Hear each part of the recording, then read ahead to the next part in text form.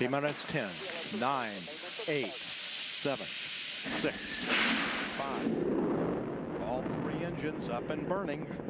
2, 1, 0, and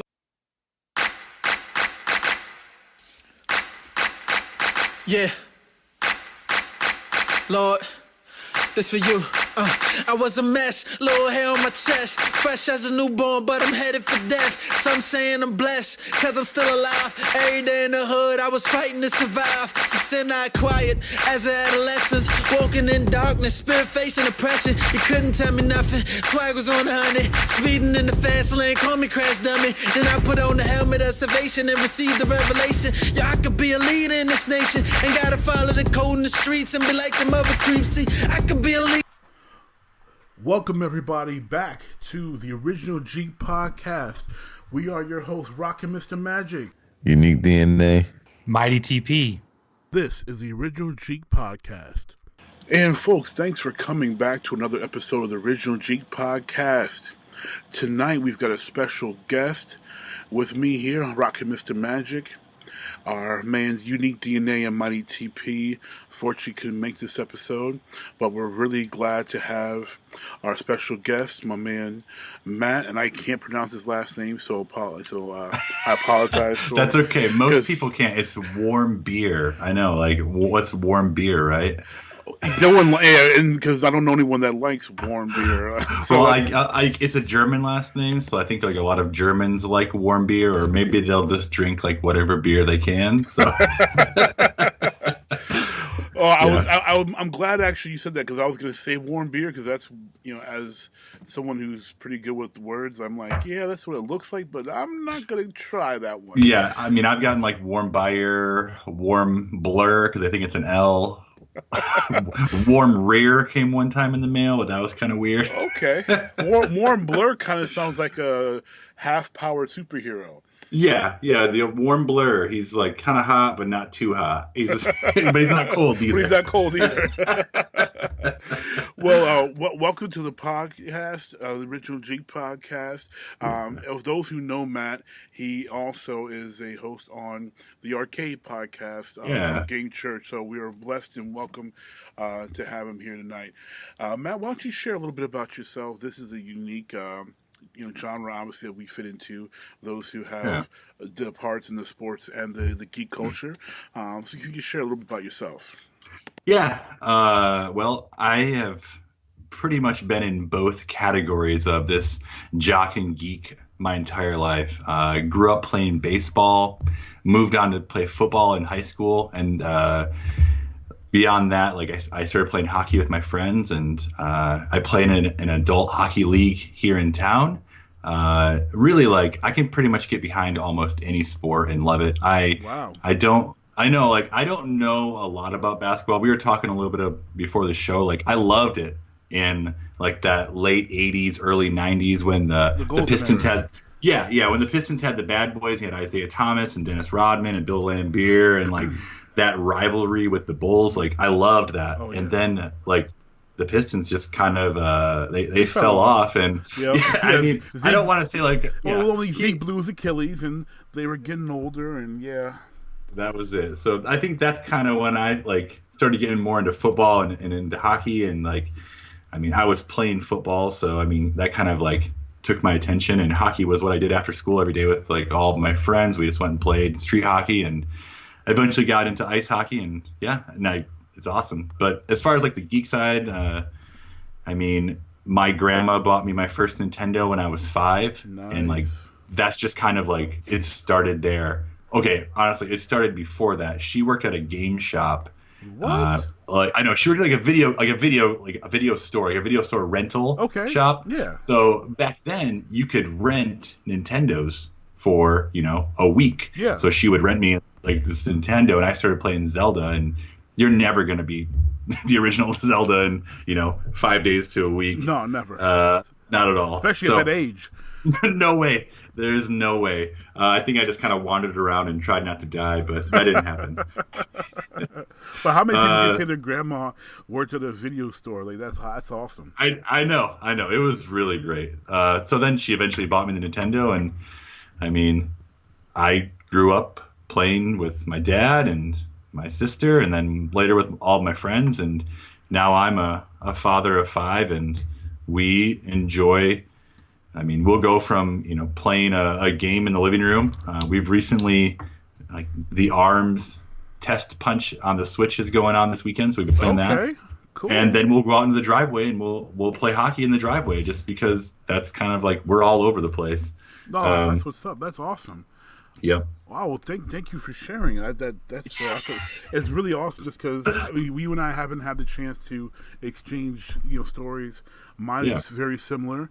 For those listening who know me, they know their boy Rockinmrmagic is a big time Detroit cat. But people don't know that you're also Michigan native, so we have that correlation. Yep. My mother got me into gaming, even though she gets mad at me for being a 35-year-old man still gaming.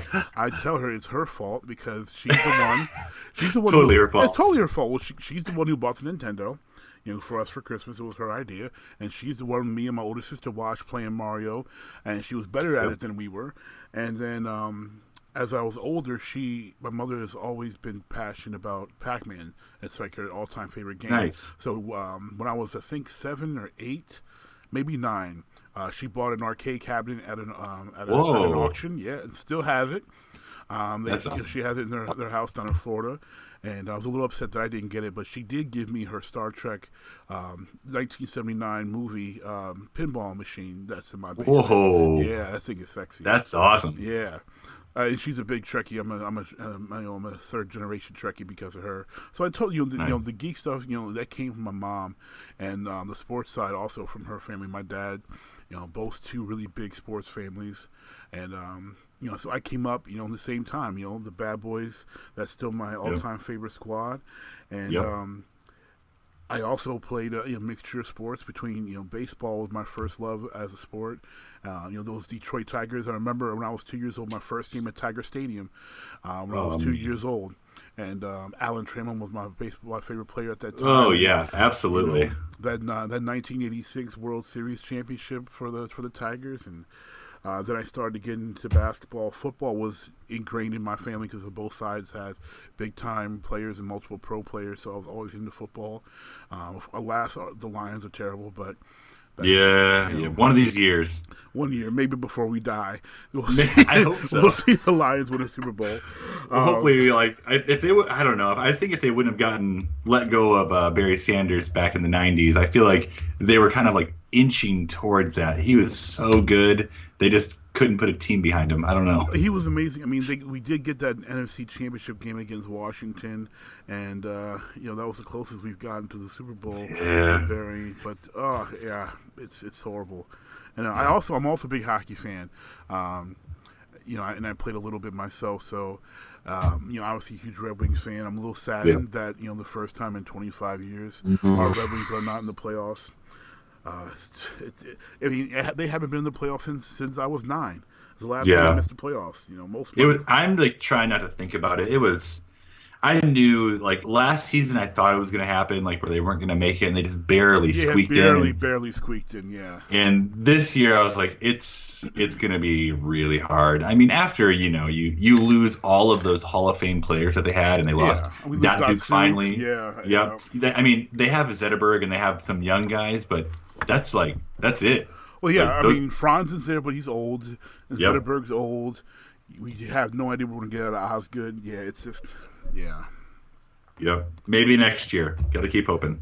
Yeah, we'll start another streak. That's I hope so.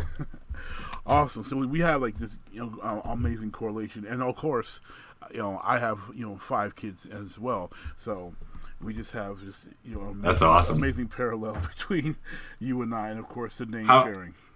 How old's your oldest and your youngest? No, that's where we have some difference. My oldest is 21. Oh, okay. And then I have an 18-year-old, and then I have an 8-year-old and twin 7-year-olds. Wow, that's awesome. Yeah, and then I have a granddaughter as of October. Wow, awesome. Yeah, that's really great. The Bills collectors think that's awesome because I gotta feed all these people. I know that. My oldest is 9. So I have a 9, a 7, a 5, a 3, and then a month and a half old. So Oh wow, month and a half. Yeah. Wow. Well, see, yeah, you got yours in the normal breakdown, and I'm kind of glad I don't have that, just because having them in shifts, I think, kind of works out a little easier. Having that many all around the preteen, teenage years at the same time, I'm gonna have to pray for you and your wife during that time. Yeah, please do. I've been through that, and I'm like, oh Lord. Well, I'm like kind of just trying to like not think about that yet. I mean, we have a few years, but like it's coming, and it's gonna come hard. Yeah, it's like a I can't even describe it. Yeah, it's something else. Those teenage years, man. I'll be reaching out to you. Yes, I'll be here. I understand. I'm right with you. That's okay. That's okay. All right. So as we progress here, the first topic tonight, folks, is one that I'm personally very excited about. As I mentioned, I'm a big time Trekkie, third generation Trekkie between my mother and my grandmother. So Star Trek Discovery. Star Trek released the trailer, which very interesting. They were very surprisingly, in my opinion, putting up the time frame that was 10 years before Kirk and Spock and all that, and it looked really interesting. The cast looks amazing. I'm a big fan of Michelle Yeoh, and I am also a big fan of Shonda Martin Green, I think her last name is. Recently played Sasha on the... not Shonda, Shaniqua Martin Green from The Walking Dead, who played Sasha as the commander. And apparently, if I'm not mistaken from the trailer, I don't know if you catch it, is she half Vulcan or maybe a third Vulcan? Cause, I think so, yeah. Yeah, and because he made that comment that, her mouth was too human to speak Vulcan. Right. So that whole... it was interesting. Her emotional battle seems obviously a whole lot more of a struggle than Spock had, and I'm hoping it's probably that human part of that more human part of her. Yeah, I don't know, and I'm hoping maybe she's a distant relative of Tuvok or something like that. That'd be kind of cool. I'm sure they'll tie everyone and everything together in some way. I really didn't know much about Star Trek Discovery. I mean, the trailer released here not too long ago. I really like Star Trek. I would say my wife is probably more into it than I am, but not that I don't like it. She's just kind of like went that route, and I went Star Wars route, and we kind of like both enjoy each other's. Like, I'm not really going to pick one over the other, but I think it's something they've needed to do. What's the last show they've had, the TV show they've had? Enterprise, which was horrible. Yeah, like the past couple haven't been really that great. They need something, and they kind of kept going further and further and further away from the original as far as years go. So I think to go 10 years before, it just was the right step for them, the smart one. And I hope it is a good show. It definitely looks promising. Yeah, it does. Voyager had its moments, some good moments, some bad moments. I personally didn't enjoy Enterprise. I watched it because I'm a Trekkie, but I wasn't a big fan of it. But Discovery definitely seems to have a lot of potential, and especially because I'm not sure of where it is. I don't know if it's in the prime timeline. It appears to me, with the technology and such, that it may be in the Kelvin timeline, but it's tough for me to say because it happens before then. So it's tough for me to figure out what's going on there, but it looks very intriguing. I'm very excited for this to come out. I just don't know how I'm going to watch it because I really don't feel like paying CBS money, for All Access, because it's going to be exclusive to All Access. It's not even going to air on TV. It is? Yeah. Oh, I didn't even know that. Yeah, it's not going to air on TV. Yeah, you're going to have to pay for All Access to get to it. Oh, they're trying to hook you. Like, they're trying to hook everybody. They we got this one show that people are going to buy, and we're going to get them. Oh, I didn't know that. Oh, yeah. No way. I read about that when they first put out the title, what they were going to call it. And I read an article on, I think it was on StarTrek.com, and they're like, yeah, it's going to be in CBS Access. And I'm like, and they're like, oh, they're going to do this because so they can be a little bit more adult with it, and so they can continue to push, real life and hard hitting topics and stuff like that. And I'm like, are you kidding me? You just want my money. Like, don't even act like this is for creative. Oh, don't. This is you want my money. I bet they probably could have sold some type of rights to Hulu or to maybe Netflix and then still had creative control. I don't know. I feel like they would have a wider audience if they went with one of the other big three. We'll rope Amazon in there, Amazon Prime. But I don't know how I'm going to watch it. It's probably going to be like bootlegged online or something like that. That's the only thing I can think of myself. It's like, how am I supposed to make this happen? I'm like, and plus, as someone who's watched Star Trek, and I've been alive for every series except for the original series. It's always been on regular television. It's always been on network TV. Yep. Like Star Trek has been a network TV staple. So for it to be all of a sudden on this exclusive side thing where I got to pay money to access, and it's like I'm paying $5 a month or something like that. I think their service is $10. Like, oh, that's ridiculous. Really? Like, and it's not like they have anything else on CBS I want to watch. I can't even name half their lineup. They're not playing anything I want to watch. I think the last thing they had I wanted to watch was NCIS, which probably still on. I don't even know. I gave up after that. I think that was still on. Well, it's weird because I think CBS is the most watched network. So still, I think it is. It's not ABC. I don't know, because I feel like Big Bang Theory is a top comedy for always, and then they have all the other crime dramas that they hook people in. I forgot about Big Bang Theory. Yeah. I can't believe that's still going on. Neither can I. I can't either. I only watched, I think, one episode of that, and I was like, I don't know. Like, I know they're trying to be trying to relate to my nerd side, but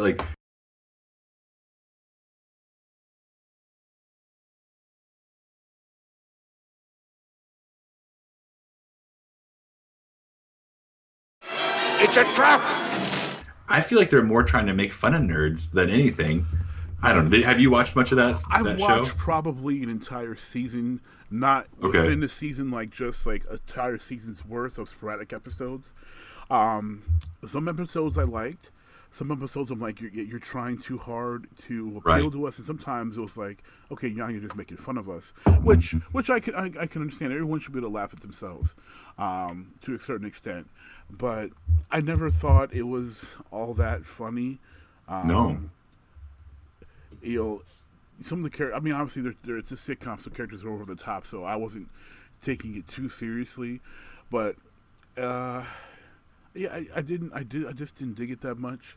It was one thing I was having a conversation with some of my friends about it, and one of my friends was like, I'm surprised that they haven't had anybody black on the show. I said, well, they got the Indian dude, and they're cool with that. I said that's okay.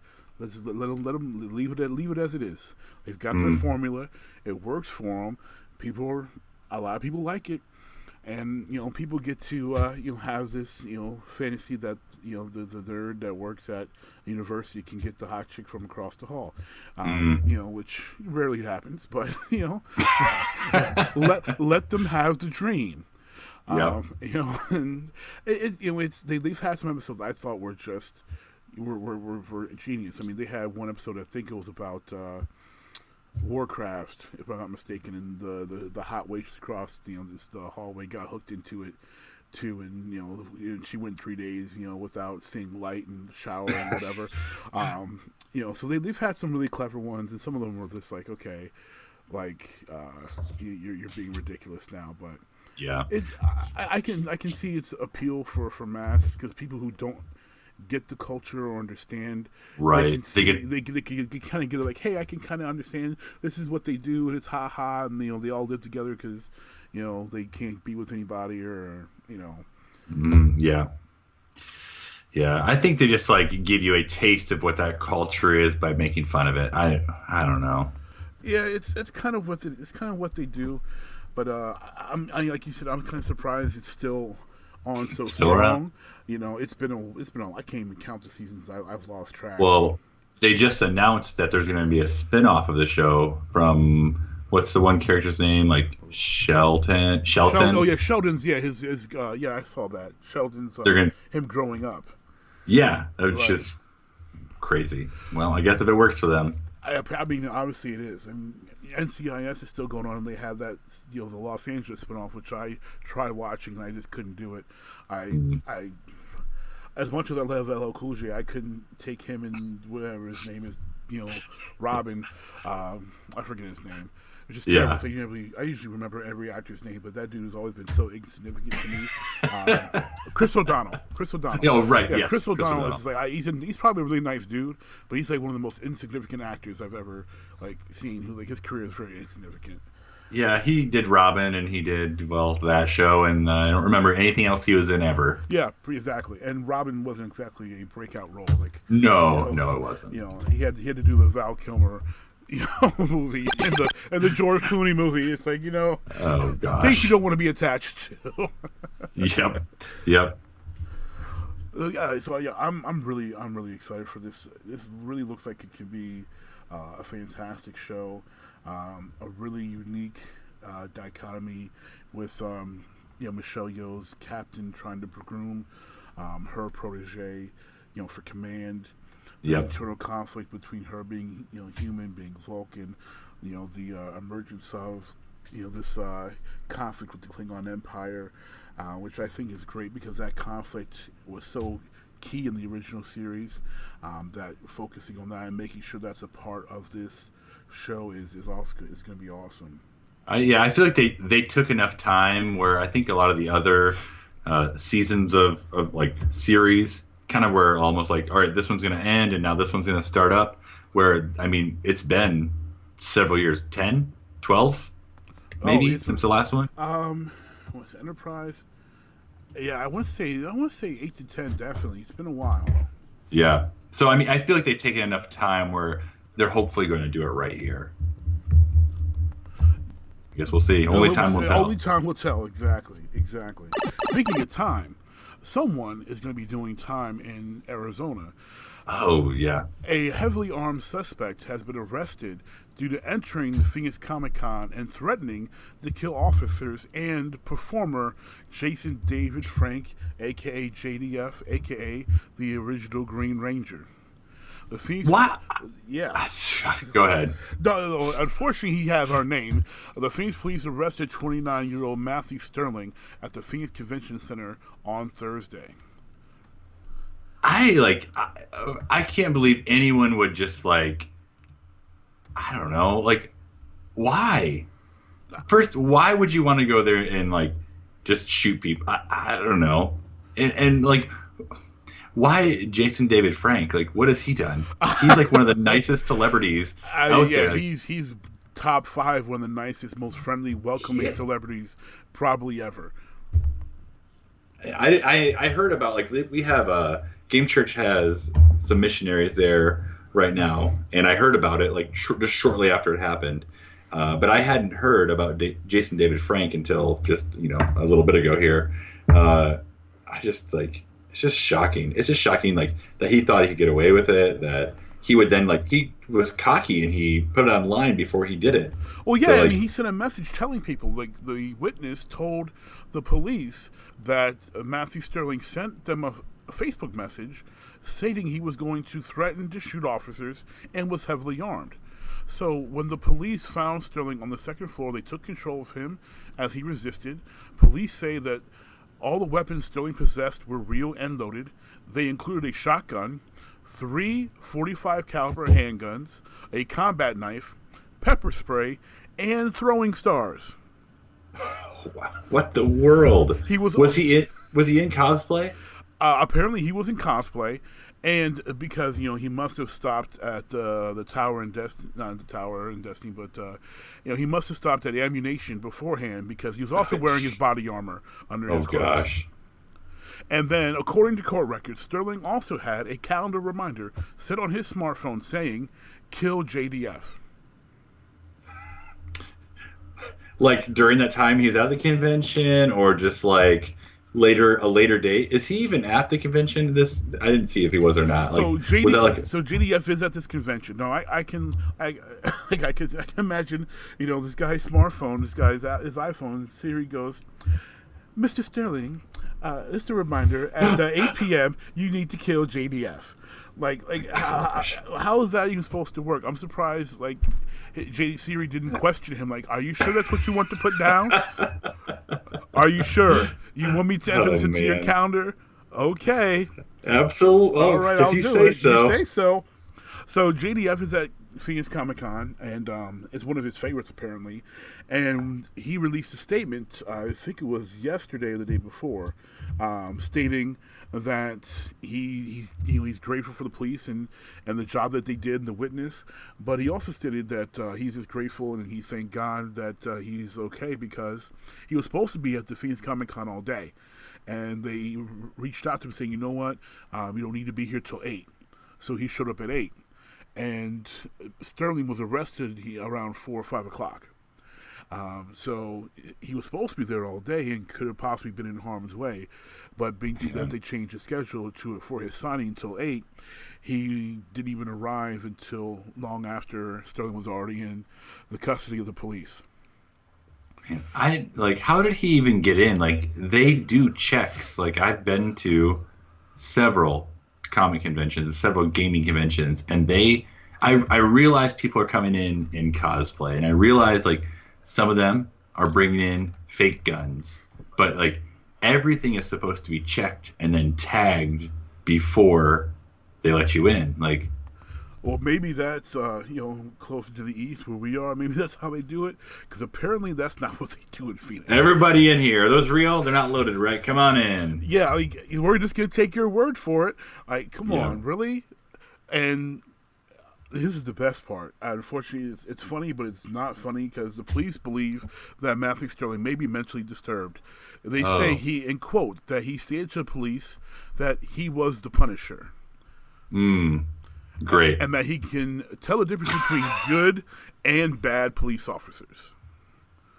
And bad Power Rangers. And apparently bad Power Rangers. How dare you, Green Ranger? I saw what you did. You beat up those poor Rangers, and Rita had control over you, and you threw him out of that Megazord. What's wrong with you? Terrible. Just watch the next episode. I'm on their team. And then, come on. I don't even. There's no words. And not that. And I mean, obviously, this guy was well armed, so JDF would have definitely possibly been in danger. But obviously, this man was well aware of who JDF is and his abilities, because he didn't dare come unarmed, because then he would have gotten destroyed. Oh, absolutely. If you don't know, folks, JDF is you should know, because you listen to this podcast, we've talked about him. And the UFC match we hope would have happened, but CM Punk is a punk and ducked him. As JDF is an accomplished MMA fighter as well as a renowned martial artist, so that would not have gone well for Mr. I think my money would still be on JDF, and even if that guy had the weapons. I don't know. He brought the throwing stars. That's right. He brought the throwing stars. I mean, come on. You just never know when you're gonna need them. I'm out of ammo. I threw my knife already. Throwing stars. Did I hit him? I want to see this man's ability in throwing stars. Did he think he was going to do anything with them? Really? Because of all of his arsenal, the throwing stars are the most difficult weapon to use effectively. Because you got the shotgun, that's easy. You've got a ride burst with pellets. The 45 caliber handguns. Also easy. A knife, you can stab. Pepper spray, you aim at the eyes. But the throwing stars takes real skill. And that I'm you brought all these things that are kind of for sloppy attackers, and then you bring the one precision weapon in the throwing JDF. He probably wrote J on one, D on another, F on the other. I'm gonna put all three of these throwing stars in JDF. We're done. Man. That's it. Oh my gosh, man, that is it's just ridiculous. It's sad. It's ridiculous. It's kind of funny. I'm really glad they caught him before anything bad happened. Well, that's what JDF said, and he also said that he encouraged people to not be downplaying on the fact that they can't bring their gun or their weapon into the con this time, and to be thankful for hopefully better security measures in the future, but to keep on cosplaying.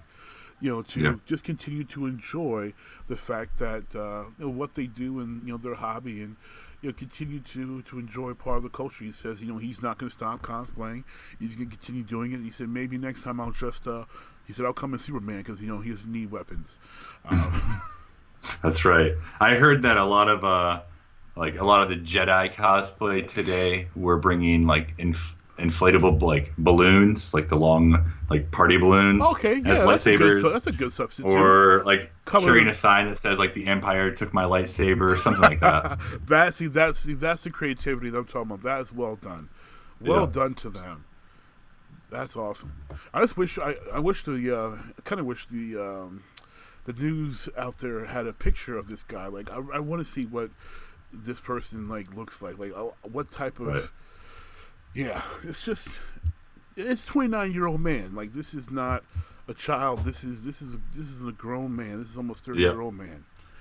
Like I don't know, but ridiculous. We are glad that the people are safe. We are glad JDF is safe, continuing to do the awesome job that he does, being such an ambassador, for the con world itself. Because he's probably one of the most prevalent you see on the tour, between Dragon World, between the other cons. He's always there, always interacting with his fans. And one thing I love about him is he's affordable. You don't have to pay much to see him.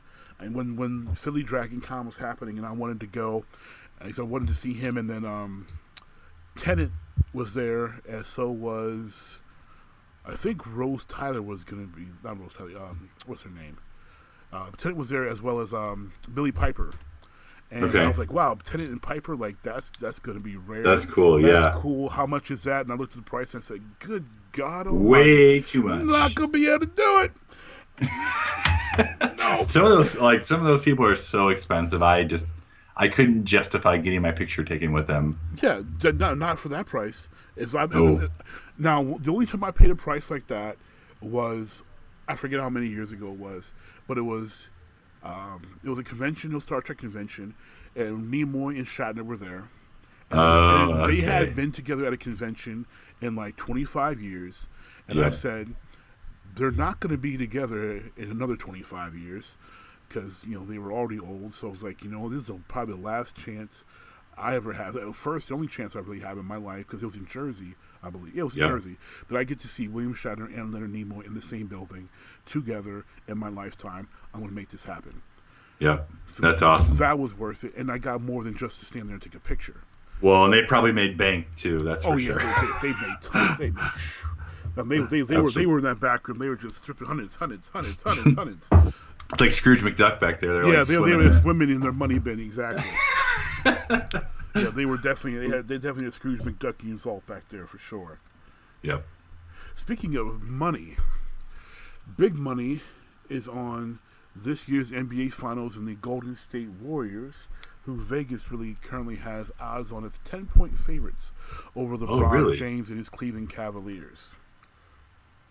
That's kind of surprising. I mean, I don't watch a lot of basketball, but I feel like LeBron is always hot, and he's always like, I know like the Warriors are good, but I feel like LeBron has just kind of just keeps plugging away. He doesn't really lose. Well, I can't say that. He's been to the finals. This is his 7th straight time. This will be his 8th appearance, and he's currently 3-4 in his finals appearances.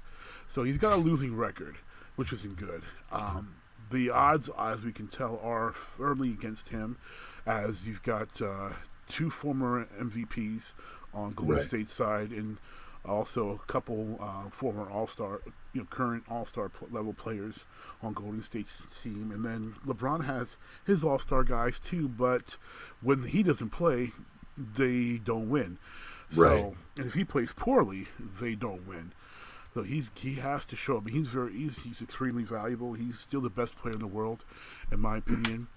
But he plays for Cleveland, and as a Detroit guy, I can't stand Cleveland.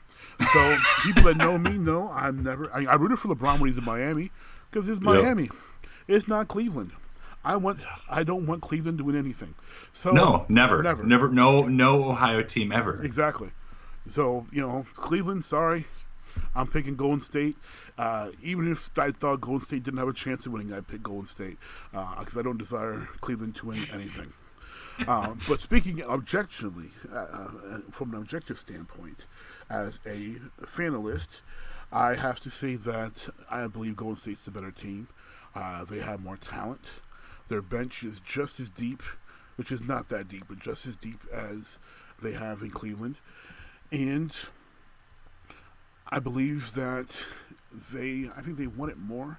They've been slighted. They coasted last year with their 73-win season, having the best regular season ever in NBA history, and then kind of coasted to the finals. And they weren't healthy either, but they kind of coasted. I don't think they had the same drive. They weren't as hungry. I think that's different. Adding Kevin Durant, adds that hunger, and losing last year to that same Cleveland team also adds that hunger. But it's an interesting question I'll pose to you. That ESPN put out, and it's tough because ESPN likes to put out a bunch of weird stuff nowadays that makes no sense. Yep. And this question kind of made no sense to me either, but they posed the question, does this year's finals project more star power compared to those in the 80s? I don't know. I feel like the 80s just had, I feel like almost every guy, I'm just thinking the Pistons and the Bulls, you knew every player, and they were all top caliber, game changing players, at least from my 8-year-old perspective. So I don't know. It's tough because they have stars. I mean, you've got the big names. You've got LeBron. You've got Steph Curry. You've got Kevin Durant. Those are the big names. Right. And you've got some all-stars mixed in there. But star power, period, I can't see that. Because I think of, because I'm a little bit older than you, I think of actually, no, we're about the same age, but I think of the 80s. I think of Magic Johnson. Yeah. I think of Larry Bird. I think of Kareem Abdul-Jabbar. Mm-hmm. I think of James Worthy. I think of Bill Walton. I think of Kevin McHale. I think of Robert Parrish. You didn't say Charles Barkley yet. Well, I didn't say Barkley. I didn't say Barkley for a reason. I said those names because all of them played against each other in the finals. Yeah. Those were all Lakers and Celtics that played against each other multiple times in the finals of the 80s. And that was a star-studded, not just one final, but multiple finals appearances between those Lakers and Celtics teams. And then you did have the Sixers with Dr. J and Moses Malone, who won a title. Then Barkley got drafted later than that, and you had a young Akeem Olajuwon in the 80s and a young Patrick Ewing, and you had just players all over the place that were fantastic. And obviously our beloved Pistons, with Isaiah and Dumars and Rodman and Lambeer and Sally and Vinnie Johnson and who else, probably in my opinion, had the best nickname in all of basketball history. And Vinny the Microwave. Vinny the Microwave Johnson. I remember a commercial when I was a kid of him putting his shoes in a microwave. Yes, I remember why? that commercial. That commercial was great. That was great television. He earned his nickname there. Oh, he did. I guess he sure did. And the Bad Boys, to me, and of course, part of this, yes, this is me being a homer, but they had the best nicknames for other players because we had Isaiah Thomas, aka Jeek, and we had Dennis Rodman, who was the Worm, and he had John Sally, who was the Spider, and then we had Vinny the Microwave Johnson. The microwave. You guys get to be these cool bugs and insects. I get to be the microwave. Which was it was awesome because and everybody loved it because everybody understood the fact that he was hot. He'd get out the bench. Yep, he was. He'd heat up like lightning and boom, he was the microwave. It was nice. Man. And they don't have nicknames like that. I mean, everybody's nickname now is their initials and their number.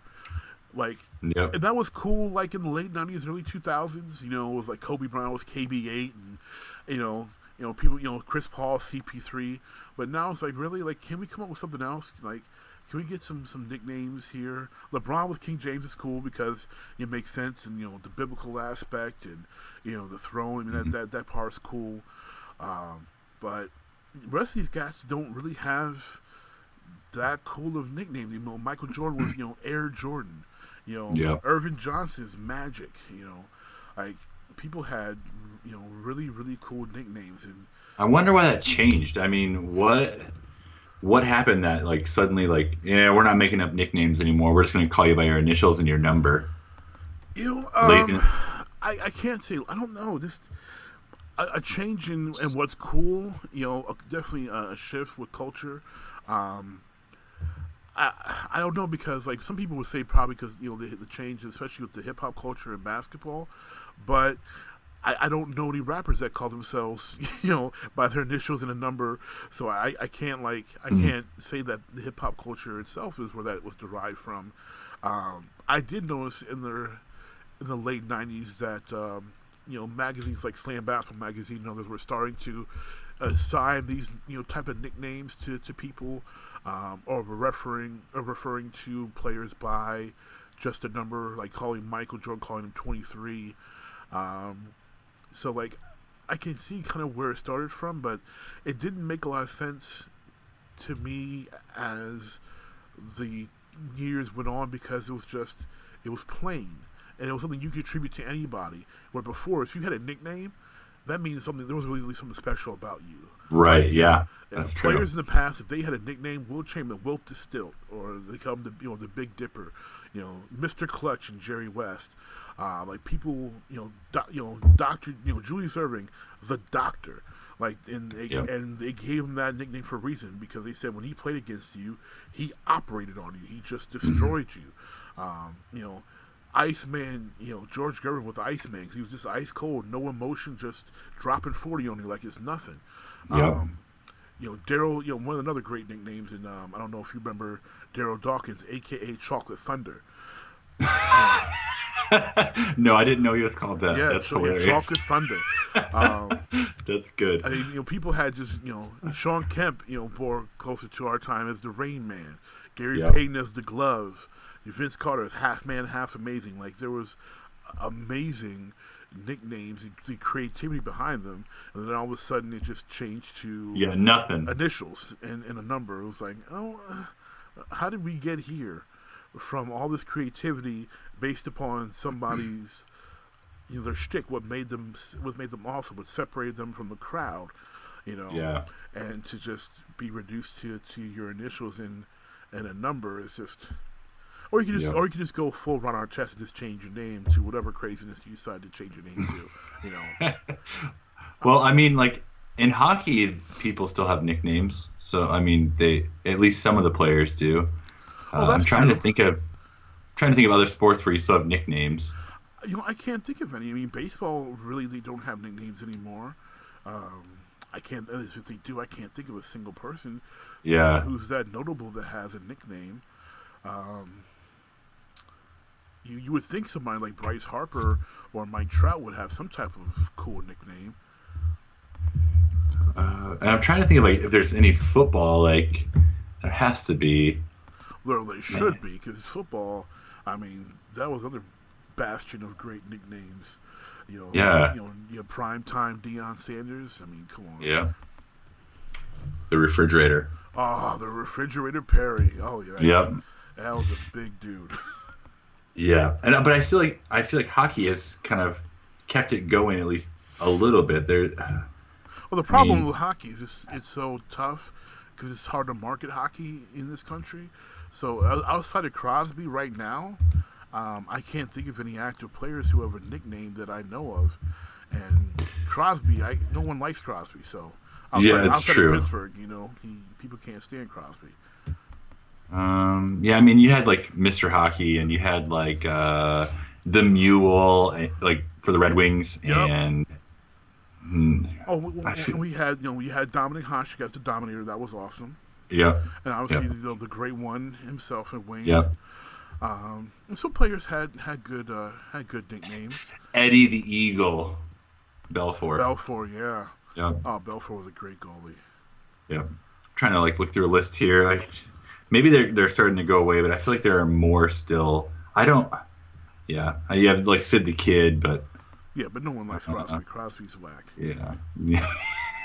He's good. He's good. I've never denied the man's talent, but I cannot. He's like Duke basketball to me. I'll never deny good and a level of potential greatness or greatness itself, but it doesn't mean I have to like the guy. I can't stand the guy.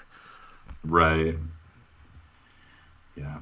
I used to be a big, Red Wings have always been my first team, and then the Penguins. My family's from Pennsylvania originally. They moved to Michigan just before I was born. So it was always like Detroit, like sports, and then like Pittsburgh sports, like it's those two. Wow. It's funny that you mentioned that your family came to Michigan from PA, because that's just yet another correlation between our personal lives that is mirrored. Because except for my father's from Michigan, but my mother's family's from Pennsylvania.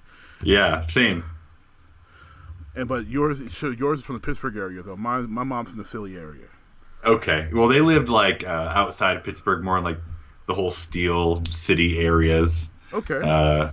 So yeah, it was my grandfather was an architect, so he did a lot of that stuff, and they moved him around, and they ended up in Michigan, and that's where my parents met, and that's where my parents still are. So. Oh, okay. So that's what's up.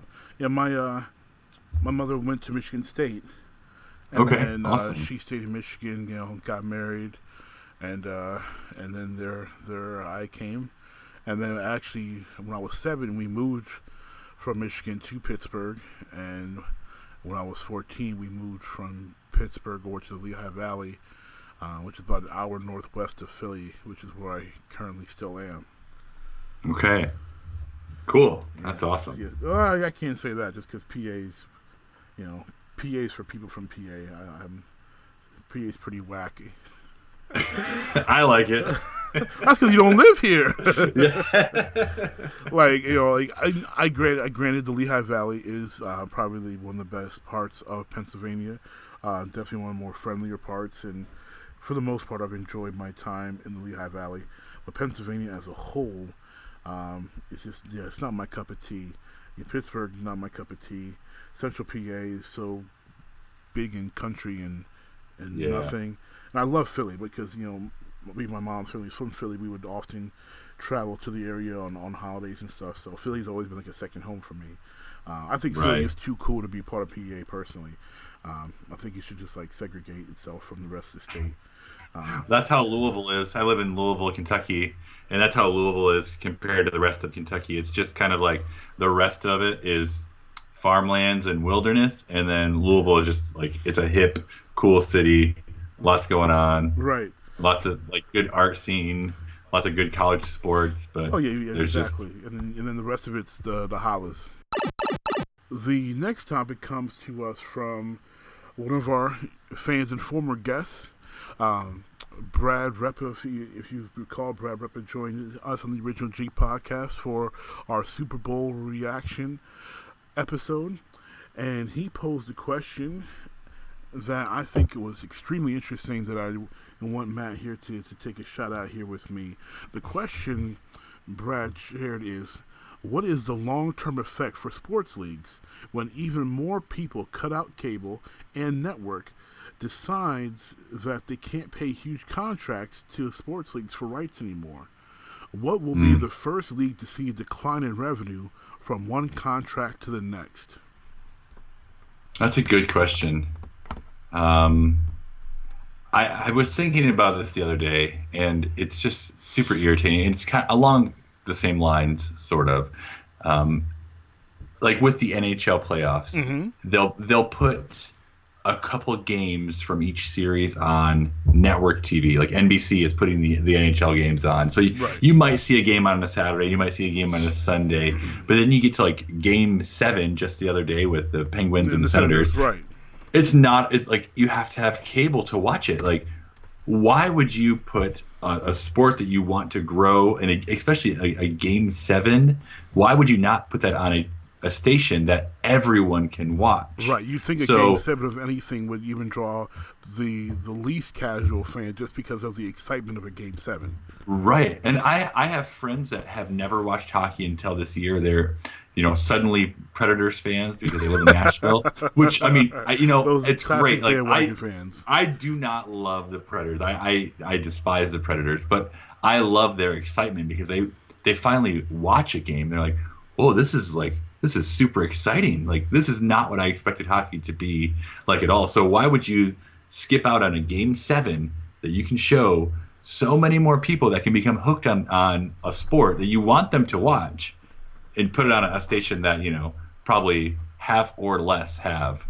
Or I mean, even thinking back a couple if years. they can even find it, because exactly, I don't have cable anymore. I'm a cord cutter, so I don't either. Yeah, so like for me, last time I remember watching the AHL playoffs on TV, it was still on Versus. Yep. And I had to go to like channel 90 something to find Versus, and I wasn't going up that high. Unless I knew for sure the game was on. I'm not going to, like, for me, I watched very couple of channels at that time. I mean, I watched ESPN, I watched USA because it still had Psych and Burn Notice and stuff on, and right. And I watched AFC because it had Mad Men, because I think that was the only big show they had on at the time, and that was like it. Like I watched like 5 channels total. And I wasn't going up into the 90s to look for Versus just for, unless my Red Wings were playing for sure, I wasn't going to try to find it. It wasn't worth it. And for hockey, I honestly think hockey has to really take a concerted effort if it wants to grow in this country, and if it's serious about growing in the United States, to make a very concerted effort to go grassroots baseball style.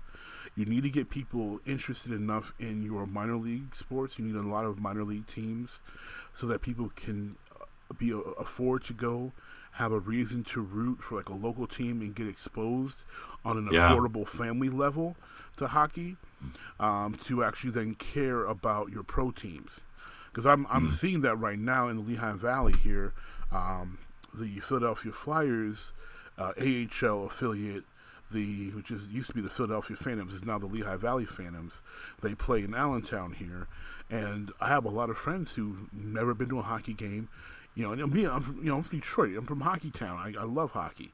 Yep. But that's a rarity, and most of my friends in the Valley were just not hockey people. But now that we have this brand new arena and there's a hockey team there, people have gone because it's an affordable ticket. It's a family friendly event, and now they've discovered a game that they enjoy. They're shocked that they were going to like it, and now they're starting to become Flyers fans. Because now they've got this affiliate that's connected to the Flyers. They can see some of the players get moved up to the NHL, and now you would think an hour outside of Philly you wouldn't have to fight like that for a fan base, but in reality you do, because you're in Pennsylvania. It's a football state. It's true. It's a football state first, then baseball, and then everything else is like secondary to that. Because even basketball, they only have one. You got 2 major cities and only 1 pro basketball team in the Sixers. Right. And they're terrible. So, and they haven't been good, since the Allen Iverson days, and before that, the Dr. J days, Yep. They're bad. They're poorly run. So it's football first. Your football is king, and then you've got below that everyone's and after baseball everyone else is fighting for jockeying for position there. And hockey, to me, obviously Pittsburgh is different because they don't have a pro basketball team like Philadelphia does. So all they have are the Steelers, the Pirates, and the Penguins. And the Penguins are probably on even ground. I'm sorry, Pittsburgh fans, the Pens, because you can't say anything right. The Pens are on even ground with, the Bucks, because again they can't say anything right, because the Pens have had so much success of late, starting in the 90s with Mario Lemieux and Yager, and continued success now with Crosby and Malkin in them. They're probably on an even level because the Pirates haven't won anything long before I was born. I think the last time they won something, It's been a while. I mean, they were good in the 90s, with Barry Bonds and, Bobby Bonilla and Doug Drabeck and Jim Leland, who was their manager back then. They had good teams, but they still didn't win anything. Yep. So, but here on the eastern part of PA, where you've got, the rabid Eagles fans, you still have a lot of Steelers fans over here that migrated. And then you've got your baseball fans between your Phillies fans who are pretty passionate too. And then the Flyers, they've been all right, but not great. And then you've got the Sixers, starting, trying to vie for fan base, and having the Phantoms be in this area, and I just watching the explosion of fan reception. It was just amazing. And that's great. And prior to that, and I think one of the reasons why the Phantoms came to the Lehigh Valley is because we also started a AAA affiliate here in Allentown for the Phillies called the Lehigh Valley Iron Pigs, and it's a 10,000 person stadium, and they sell out a lot of games even though the team is terrible, but it's fun. Baseball games are always fun live. Even if your team is terrible, baseball games are probably one of the game is still the country's pastime, because it's a family event. You can go and enjoy it. There's always something going on for the kids, and it's an American thing, and they do very well, ticket sales wise, and people enjoy the experience there because they know they're there for more of the experience than the actual baseball, which is subpar, to say the least. So I think the Phantoms organization saw that formula was working here and said, you know what, let's try this, and it's working. I think for that to happen for other places, they need that to grow. They can get people to be able to go to a game where they can afford to. Because right now it's so hard to afford to go to a pro sporting event. It's especially when you've got a family the size that we have. It's darn near impossible. That's true. That's really true. To afford, like before my little ones were born, I took my family, my wife and the two older kids to the Philly to see the Sixers and the Pistons play, and we had I'm talking nosebleed, like third to second to last seats, because I scored this family deal where we each got a drink, a hot dog, and 4 tickets, and I think the package cost $100. Maybe. That's not bad at all. It's not bad because granted you can barely see the players, but you're there. But you're there. It's a game, and you got food included too. I think it was maybe like 125. It was like 125, and then between the drive, obviously down, parking, which is of course, which I think parking, having to pay to park is ridiculous, but they gouge you where they can. Between that and parking, I think I spent $150 for a day to Philadelphia for my family, but you can't do that anymore. No, tickets. Each ticket nowadays is $50, and or more, and that's in your nosebleeds, and you can't afford to take a large family to a sporting event or a family of 4. You're spending $300, $400, $500. I'm not made of money. Yeah, and I'm like, but if I go to a minor league, I go to a minor league game, I could spend $10 a ticket, and $3, per hot dog and drink combo or whatever. I can afford that, But so for me, for hockey to really make an impact, they have to have an affordable product that people can be vested in, so that they can then tie that to the main franchise. So maybe they can't go to the game, but at least they're buying the jersey of their favorite player now. They're closer to being vested, or maybe it becomes a daddy and daughter date, or dad and son date, because you can't take the whole family, but at least 2 of them can go. Yeah, that's right. Because God forbid you spend $1,000 on tickets. Yeah. But people do that. I mean, I've seen people. And I have a guy, I'm more of an acquaintance and a friend that works for the Phantoms in ticket sales, and he's told me he's talked to people who spend $1,000 on Flyers tickets, because he used to work for a pro baseball team, I forget which, on baseball tickets, for their kid's birthday, and I'm like, and I was nope. I'm like, no, what?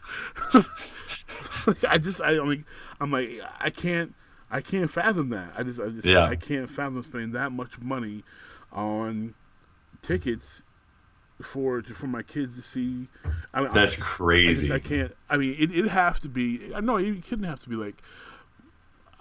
no, I mean for what I've seen people not this year, last season, because Kobe Bryant went through his farewell tour, and what the prices that they were charging, even here in Philly, where the Sixers won maybe 15 games all year, the last game the Lakers had with the Sixers, they were charging like $50 more a ticket because Kobe's coming to town. I'm like, these tickets aren't worth water, and you're charging this much more to see because Kobe's coming through because it's his farewell tour, and I'm like, bruh, nobody can afford this.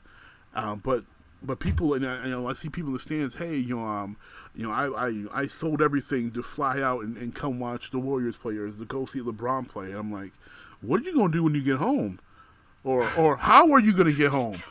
What are you gonna do when they lose? Yeah, what are you gonna do if they lose? Like come on, like, or like, I'm thinking, how if you sold everything and you quit, I quit my job and I sold a bunch of stuff so I could come see my play.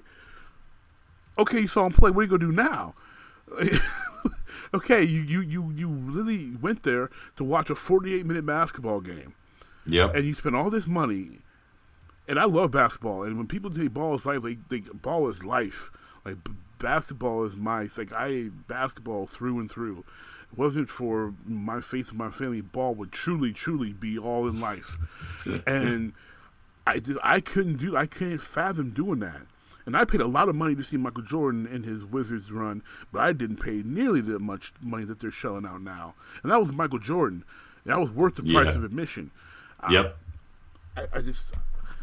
It's amazing where something like the NHL was going to be my answer as well, just because baseball still as far as the see decline, because right now they're already declining revenue-wise when it comes to TV contracts. They can't secure a contract. They used to be on NBC all the time, especially come playoff time, but like you said earlier, the NBC kind of picks and chooses a game here or two to broadcast, and that's it. I can't. They're doing it wrong. They're doing it very wrong, and I don't know if it's just because who on the NHL side is. I don't even know who the commissioner's name is. Like they're so a low impact league. You never hear anybody talking about them. They don't have intriguing. They haven't had an intriguing storyline, in forever. As Wings fans, we had those brutal battles with the Avs. Yeah. And obviously the legacy of the Red Wings being the original 6 team. Just there was more behind just the game. There was a story being told, and people,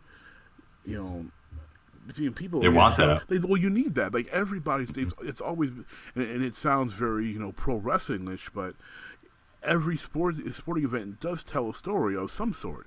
Whether it's baseball and it's Yankees, Red Sox, that tells a story. Depending upon which side you're on, there's a hero, there's a villain. When it's basketball, when it was us, it's the Pistons fans. We represented the bad boys, and the league hated us, and that was okay because we hated all them back. We had the first team in basketball history to wear the black hat and be proud of it. Like, yeah, sure, we're the bad guys. Okay, come on, boo us, hate us, whatever. We don't care. We had we had a guy in Lambeer who fans would boo him, and he would egg them on to boo him more, and he loved it. He thrived off of it. Guys like him and Rick Mahorn, like they thrived off of people hating them.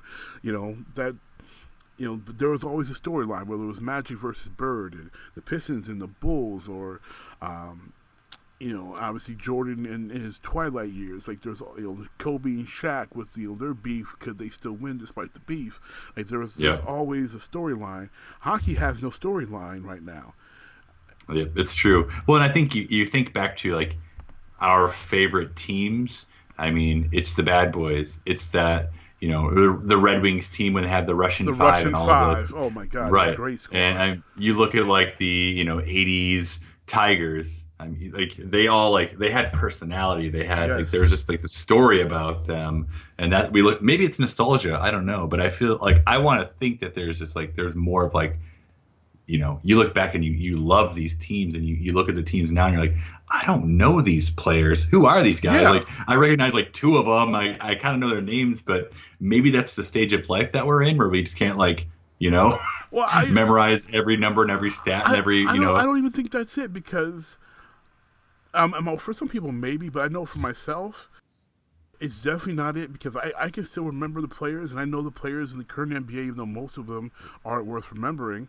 But the NBA currently, even though I have my problems with it because it's a watered down league and it's the rules are weak, and I think the players are soft, and but that's not all on them, because they're the product of their own era. But there's still an intriguing storyline in the NBA right now. Is LeBron and and the Warriors, they have an intriguing storyline. It dominates the airways for sports. Football still has its storylines, obviously, with Deflategate and the Patriots and their comeback, and the fact that the Patriots are always in the mix, and there's always some the Cowboys with their run, and then the Seahawks had their time recently, and they created waves with their storylines. Like, there's been intriguing storylines in football. Baseball's having a hard time with that, but having young talent like Bryce Harper and Trout are keeping some people intrigued enough, and eventually Harper or Trout, one of them is going to end up in pinstripes for the Yankees, because baseball needs that. They need big time players in New York and in Boston. But they still have, even though they're not as prevalent as the NFL and the NBA are, they still have some small storylines. But hockey, they don't have any, and sadly, most of their big time players, part of the problem is they're not they're not Americans. They're either Canadian or they're European. So that is hard to sell to the American people as, hey, root for this guy. He can't, he barely speaks the language, and we can't put him on TV because he can't really speak the language, and we can't put him in a commercial because he can't really speak the language. But hey, you want to root for him. They have to really have a passion for the game to care that much. About like Datsuk, for example.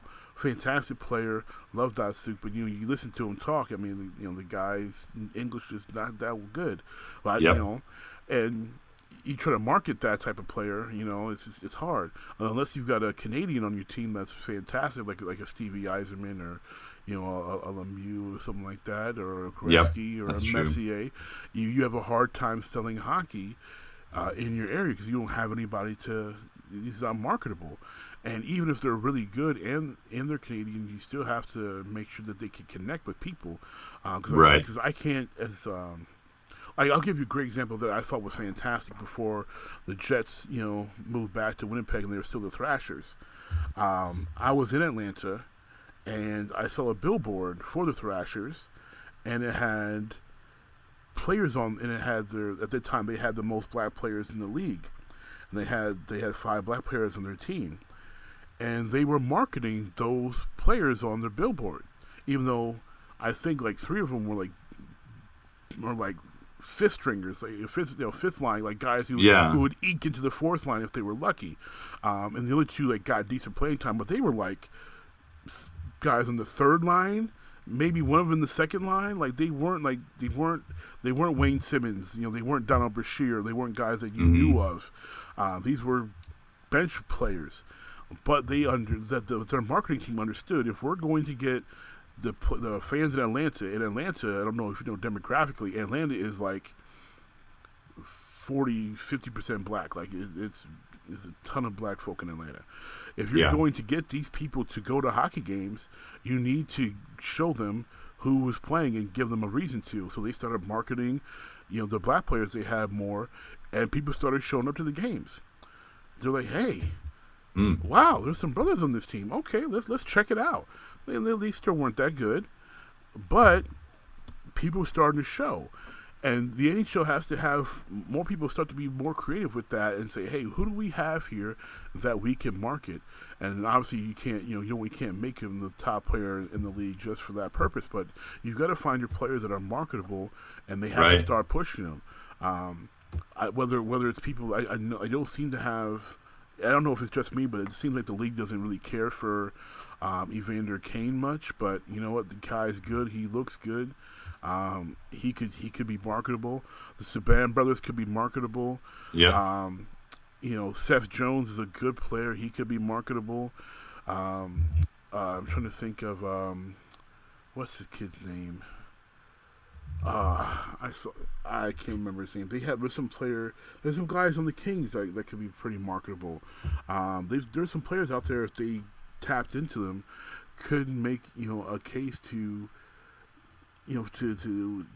to be a face for hockey, because right now the face for hockey in this country is still Wayne Gretzky, and he hasn't skated in 20 years.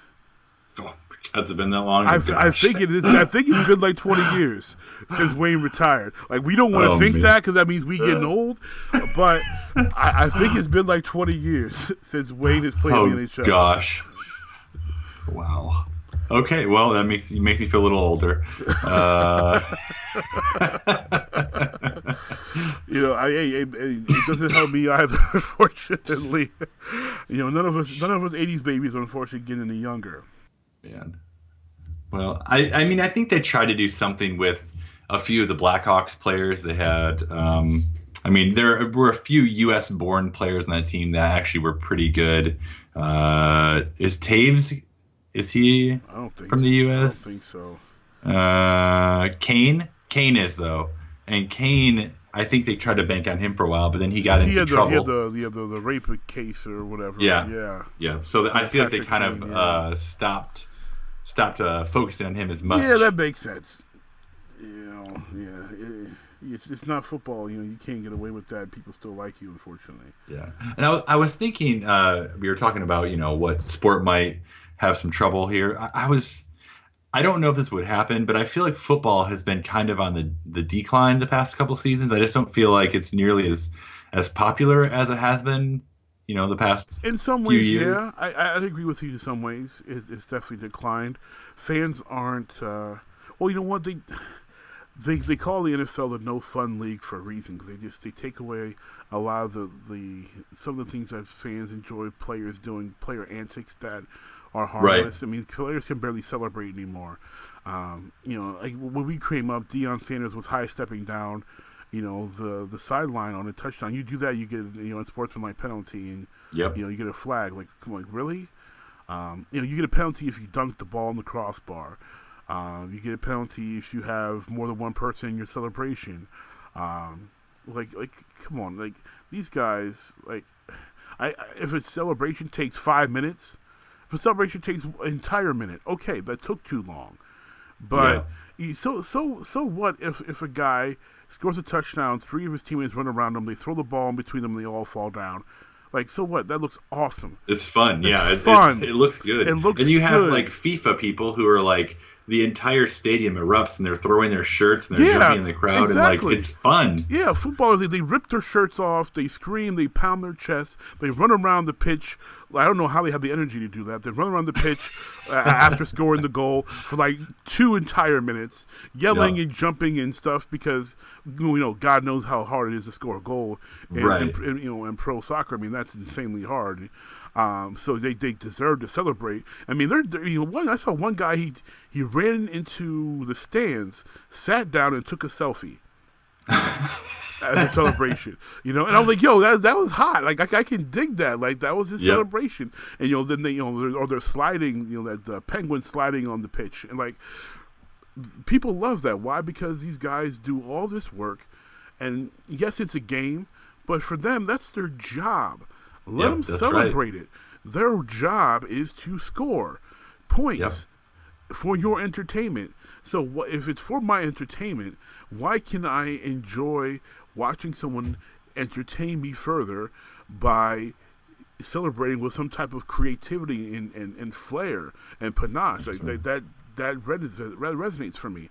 Now, is it bad if they're not being safe? Sure. It was not safe for T.O. to have a Sharpie in his sock. But funny. But really funny. But great television. Was it a good idea for Joe Horn to hide his cell phone in the goalpost and pull it out, pretend like he was calling somebody. No, but it was great television. Like half of T.O.'s like most heralded celebrations between him grabbing the pom poms and dancing with the cheerleaders, which was awesome, or him grabbing the popcorn when he was in Dallas and dumping it in his helmet, which was great television. Yep. All that stuff would be penalized. That'd be a 15-yard penalty now. Like that didn't hurt anybody. Nope. Now him going and spiking the ball middle field, okay, that's excessive. You deserve a penalty for that. But all this other stuff, Chad Johnson river dancing, like that was great television. Yep. Or let them play. Let them play. Let them have fun. When you take away the fun from the game, then you make it a stale product because then everybody's doing the same thing. We watch sports not just for the entertainment of the game itself, but for the personalities that you hype. You can't hype someone's personality and then try to strip them from it when they have to go out and perform. Yep, that's true. And so the NFL, I think they're not struggling money wise, but some of the loyalty fan wise, it's like, hey, I would like to see my guys have some fun. I know when I play the game, and I've got football players on both sides of my families who played pros, who played D1. Like it's a game, and you play the game because you enjoy it. And even when it's your job, you want to be able to enjoy it. And if you can't find 10 seconds of fleeting enjoyment after you score a touchdown when you've been grinding out through an entire game, to take that away from the players, I think is just asinine. It's senseless. It is. And I think business-wise, you suffer from that because no one has a top 10 list of the top 10 handoffs to the ref after scoring a touchdown. There's no YouTube video called that. No one's Googling that. The top 10 times that someone, he just put the ball straight down. Put the ball straight down and didn't signal for a first down or whatever, or the top 10 non-dances after a sack. No one cares. People want to see elation, and we always say in our society people don't celebrate successes enough. But when we have our vices where we try to escape the monotony of our 9-to-5 daily lives, and we try to watch some sports to have a fleeting amount of fantasy as we're part of a bigger unit and joining our fellow fans and watching these figures on TV, we want to see that elation. And when we don't have it, we might as well be at work. Stale, it's boring. It's stale. It's boring. You fall asleep on the couch. Exactly, and they don't need more fans fall asleep on the couch. They need fans that are engaged because if they're and buying, because they made it impossible. Again, we said earlier, it's made it impossible to take your family there. So if I'm not engaged on my couch, you've lost me. It's true. I think, to be honest, I only watched 3 entire NFL games this past season, which is a record low for me. I mean, insanely record low. And one of those games was the Super Bowl. And so, I mean, for me to watch only 2 regular season football games, and it's not because it's my work schedule, it's because, you know what? It just wasn't worth watching. And granted, you're bored. Boring. Granted, all the ones I can watch on local non-pay for TV are going to be Philadelphia games, which the Eagles are not that good.